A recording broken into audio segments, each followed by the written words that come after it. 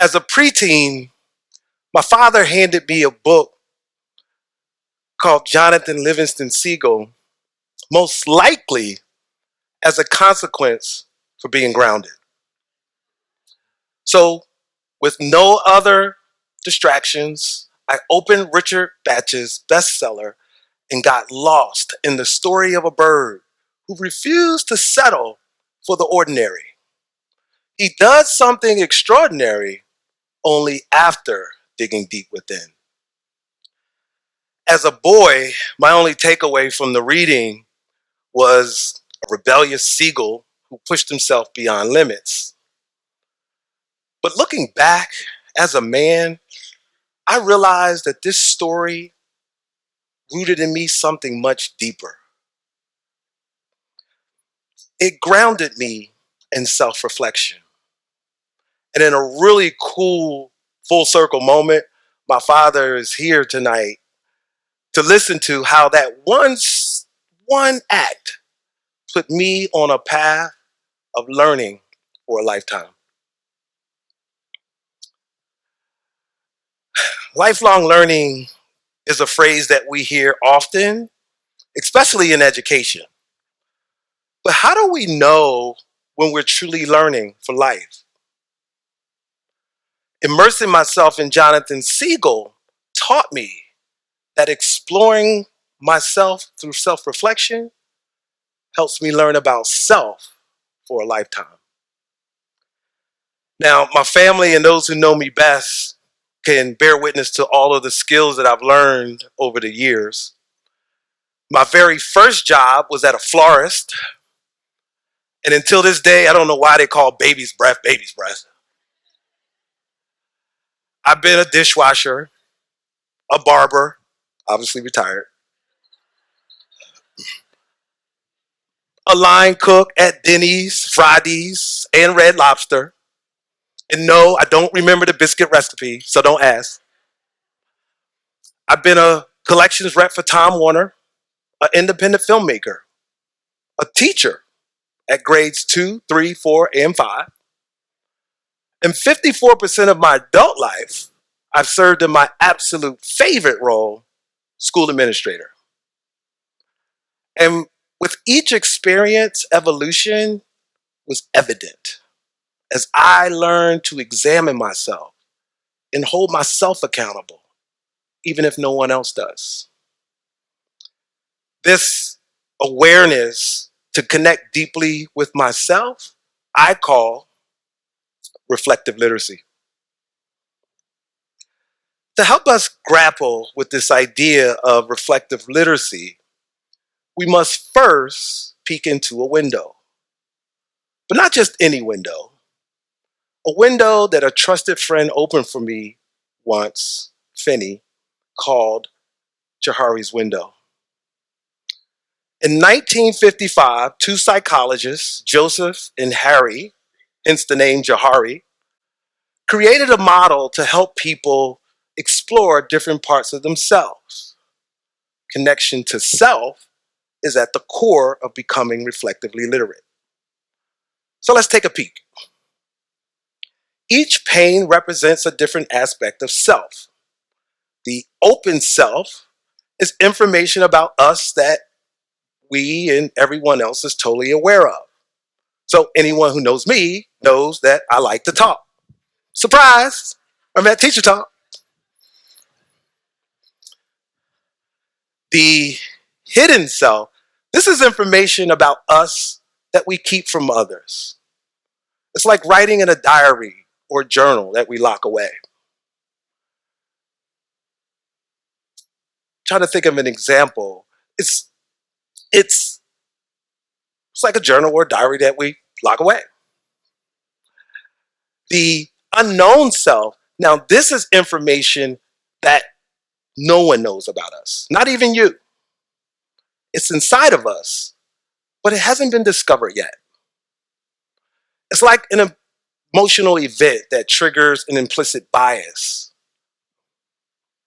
that really taps into those deep beliefs. And then finally, the blind self, this by far is the most challenging.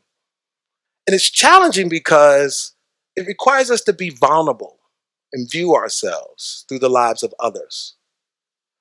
These are things about us that we don't see, but everybody else is totally aware of. Like a person who interrupts constantly during conversation, but they may not know how much it bothers others. That is, until a trusted friend brings it to their attention. Peeking into Johari's window helped me gain deeper self-awareness. It improved how and what I communicate and helped me build stronger, more meaningful relationships. Somehow, I found the courage to bring some of the blind and hidden things to the open self.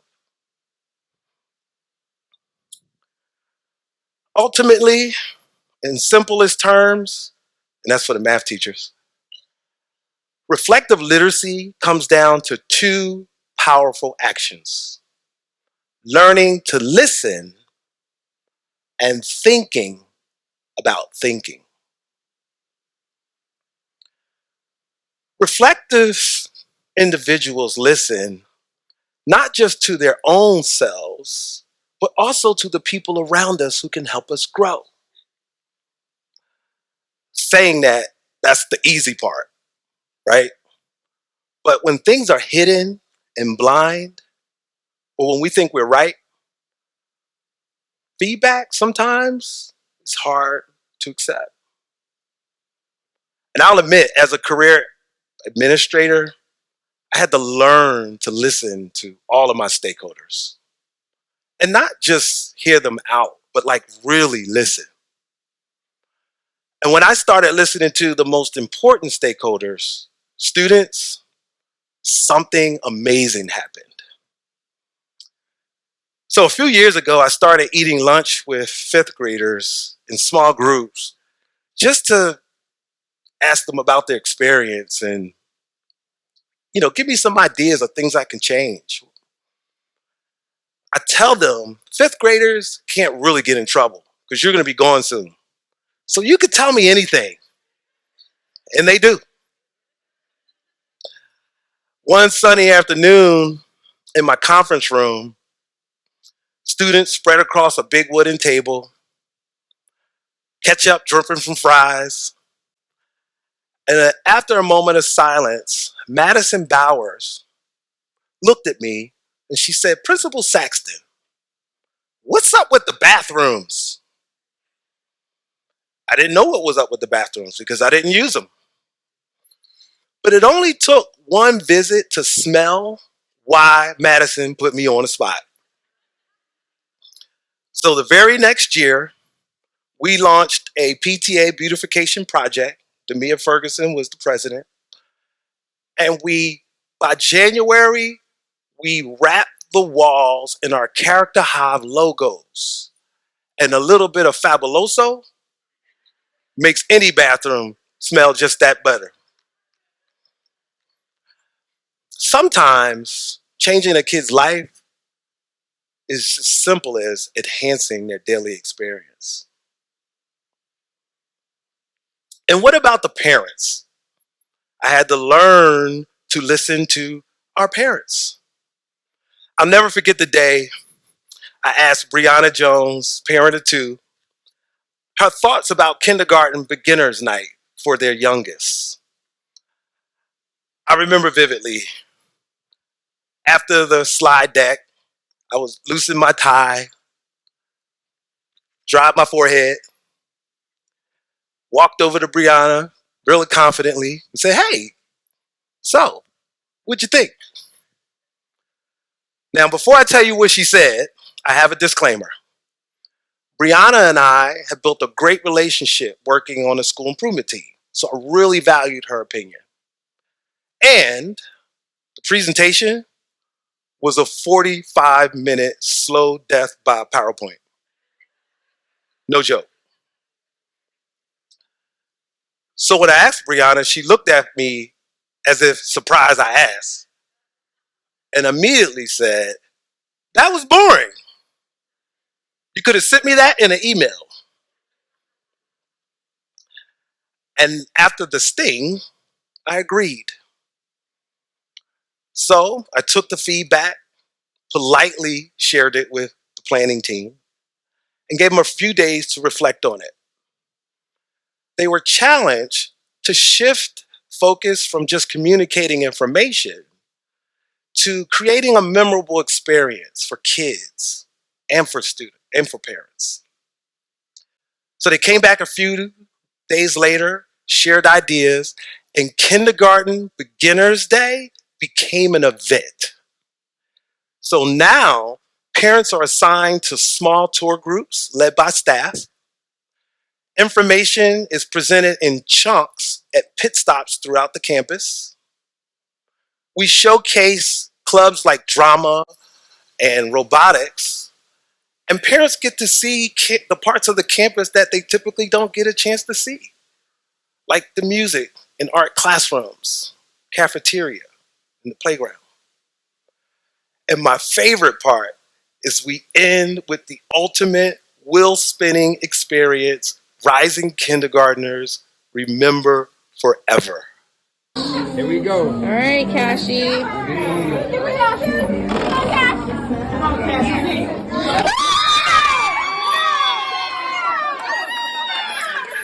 Pretty cool, right? Yeah. When we listen, we get better. And not only does listening make us better, thinking about our thinking can help us be better decision makers. So, how many of you have ever made a decision that left you with your hands on your head going, what was I thinking? Right? Some of you probably as recent as today. Right? But here's the cool thing. Reflective literacy creates the conditions for us to think about thinking and learn from our choices, not just the good ones. On this path, it's okay to ask yourself, so how did that go?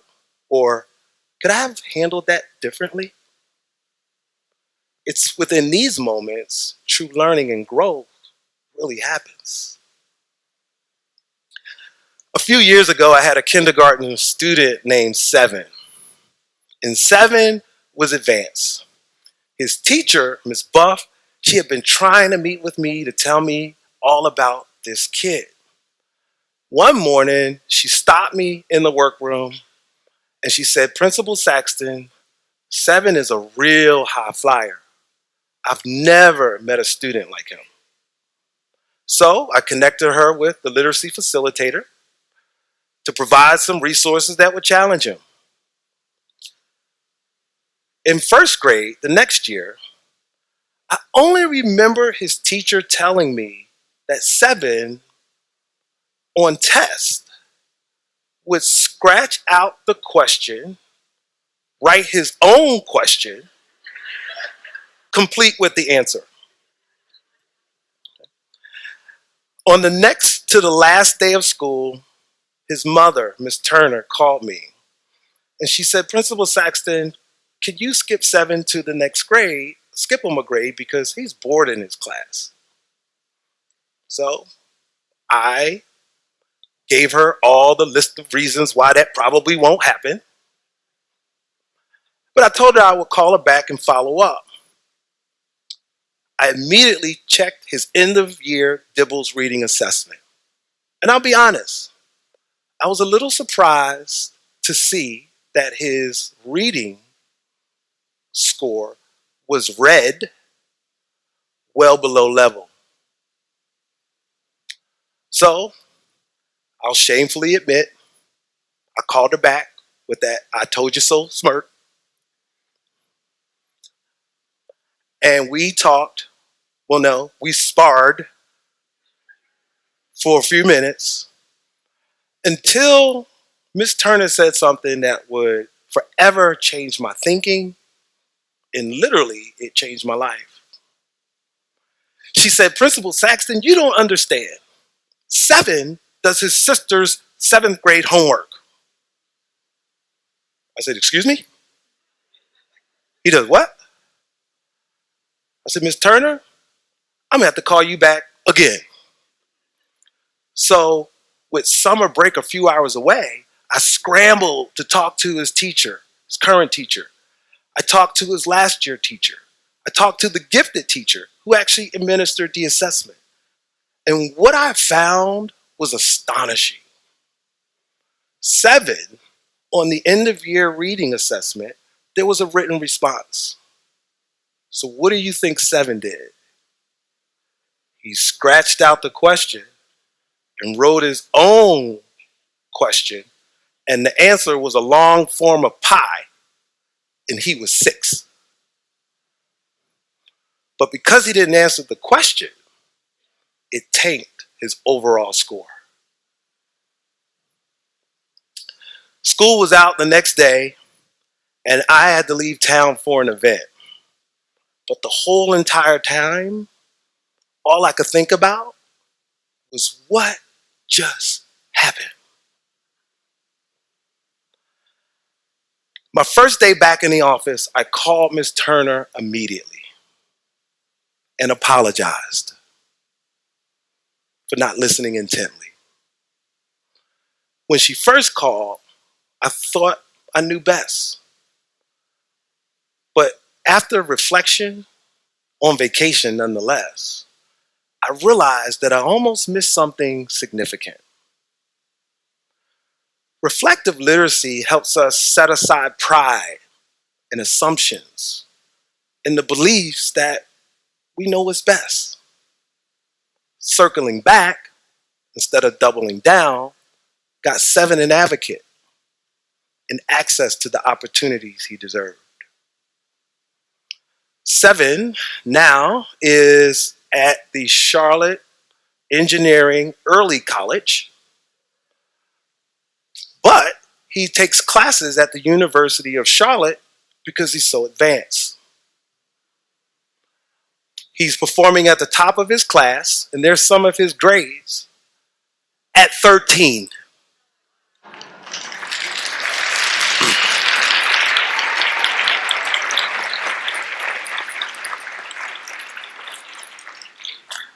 That was us at a basketball game this in the fall. So thinking back to Jonathan Siegel, I understand now that it wasn't just about flying. It was about learning and listening and finding ways to get better. Jonathan sought to ask questions and embrace feedback. My hope for you today is that you will connect deeply with your open, hidden, unknown, or blind self and create your own pathway of reflection for a lifetime. So I started this talk talking about my father giving me the book as a way for me to reflect as a preteen from some of the choices I was making. But I'll be pretty sure I can say he'd be proud to hear that what was meant as a consequence, being grounded, was the very thing that grounded me in reflective literacy. And that is the gift that I hope to leave with you tonight. Thank you.